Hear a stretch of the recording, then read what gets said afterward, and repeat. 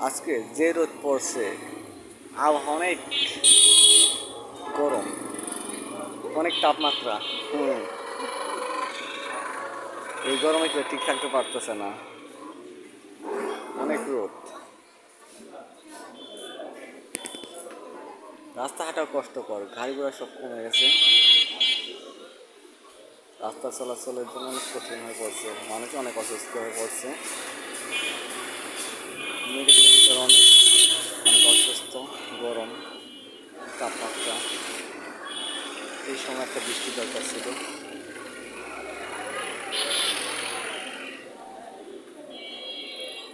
যে রোদ, অনেক রোদ। কেউ রাস্তায় হাঁটতে পারছে না, মাথা ঘুরে পড়ে যাচ্ছে।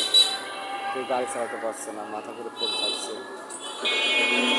অনেক অস্বস্তিকর ব্যাপার। আজ শুক্রবার, জুম্মার দিন,